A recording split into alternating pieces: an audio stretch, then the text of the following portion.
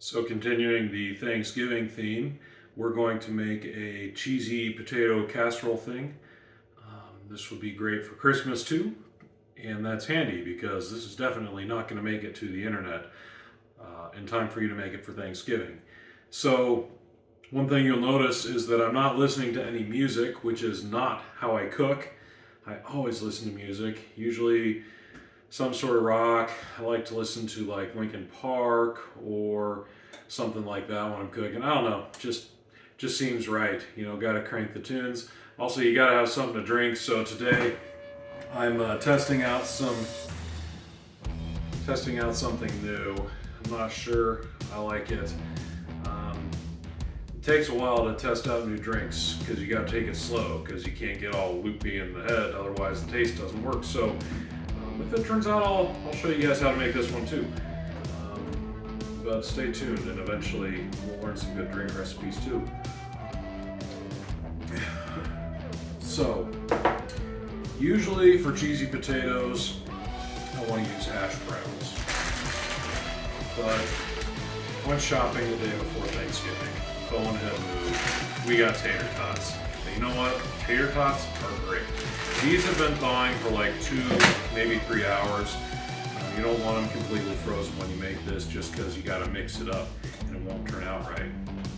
This is a pretty straightforward thing to make. You start with a can of cream of chicken. You can probably use cream of mushroom or one of them other ones too. I don't know. I don't know how you make cream of chicken. It just sounds gross. And it doesn't look super great, but it brings it all together. So just take your can, loop her in. Sorry about the noise. Get a little excited sometimes, alright? You don't want to see that. Next up, sour cream. The recipe I'm using takes a pint, 2 cups. By the way, you want your oven heating at 350 so that it's ready to go. You can also do this later. That was gross. You can also cook it up later so you can put this together, put it in the fridge for a while, then heat it up. You just gotta heat it a little longer, all right? So, just put all the sour cream in there, all right? Yeah, does not look pretty. That's okay. Cheesy potato casseroles are not known for looking nice. They're known for tasting nice. Put this off to the side here. Need that. Again, you don't want it here. Okay. Then you want cheese. You can change the kind of cheese. Today we got cheddar, and I got the fancy stuff because it was on sale. Normally, just get whatever kind of cheese you like. So yesterday when I was testing this recipe out, I got Mexican 4-cheese blend, which was great. It was a Mexican themed party, so I decided to make cheesy potatoes, which aren't Mexican, but everybody likes cheesy potatoes. So I put Mexican cheese and a can of Rotel in there, and it was great. And this is the part where I knew I forgot something.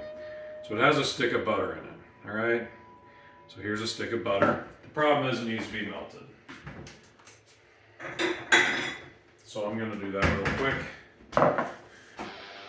Through the magic of editing on the internet, the 30 seconds that this spends in the microwave melting will get cut out.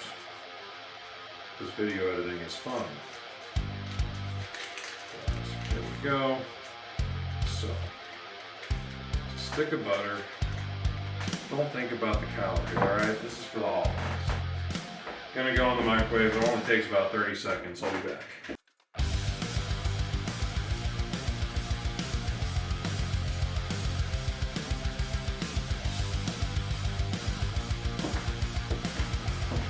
Alright, it's not completely melted, but it's close enough. So just dump that in here too. So now we've got our cheese, our butter, our sour cream, and our cream of chicken. Whatever that is, alright? So if you look in here, we've got a gloop of stuff. few more things need to go in. So, need about a cup of onions.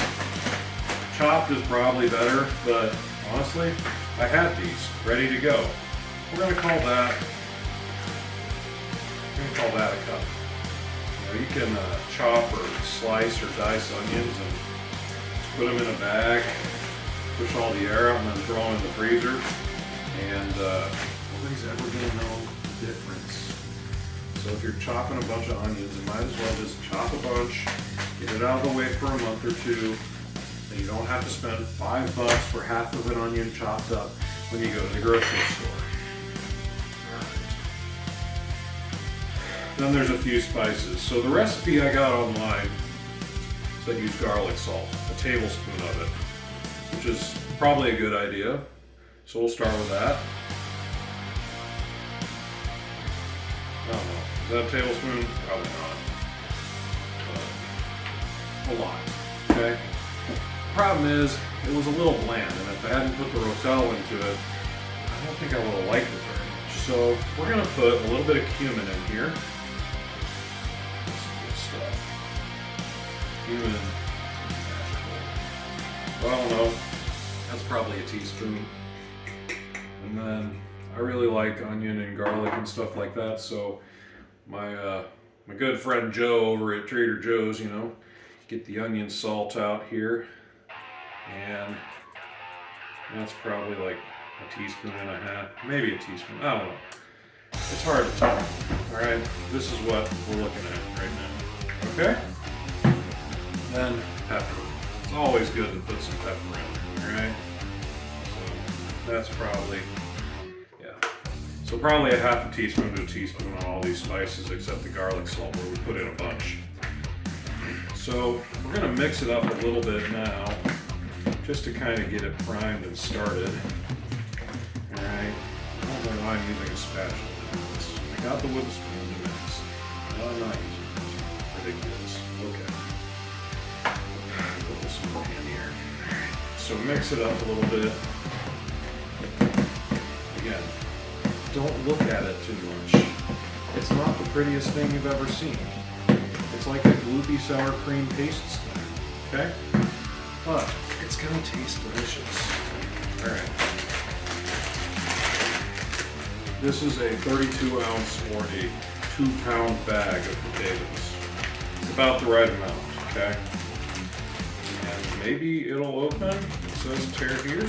There we go. All right. You're putting the whole thing in. Don't be gentle about it.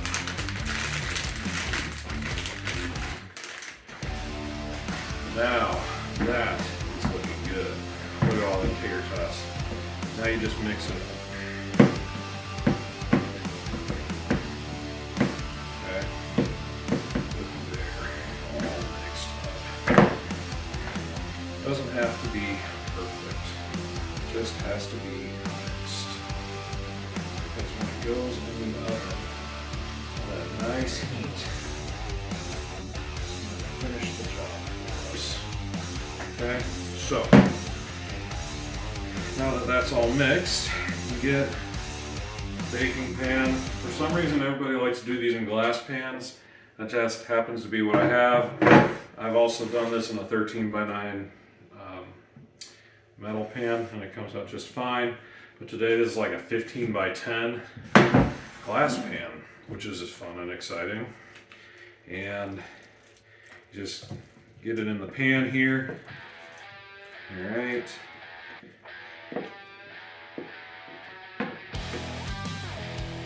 Push it down a little bit. Just when it's handy to have that rubber spatula, because then you can kind of scrape off your spoon.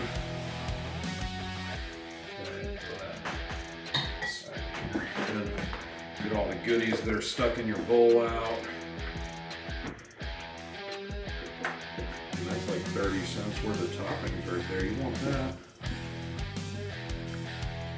Alright. So this pan's a little big. It's going to be a little shorter than usual, which actually means you have more surface area. It'll cook a little faster, but that's okay. So you get it in the pan, just take your spatula, kind of smush it down. You ever seen someone lay down a driveway? You've seen those guys like flattening the concrete? That's what you're doing. You get a nice layer with a little bit of pressure so that it's nice and flat. All right. Try to get some of that off the spatula. All right, so there we go. This is the casserole before it goes in the oven. All right. So you want it at 350 in the oven. Put it in for at least 45 minutes. Everything will be nice and cooked. You can probably leave it in there for an hour.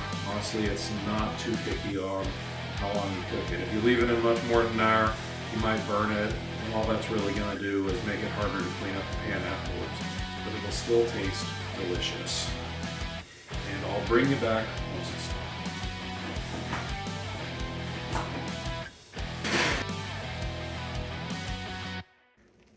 So I've pulled the cheesy potatoes out of the oven and you can hear them sizzling. That's so good. Look at that. Deliciousness. So that's what it looks like when it's done. If you want to get fancy with it, you could put maybe some chives or scallions. That's fancy cook talk for green onions or something like that on it. But honestly, you serve this up, you won't have any leftovers. All right, have a great day, guys. Bye.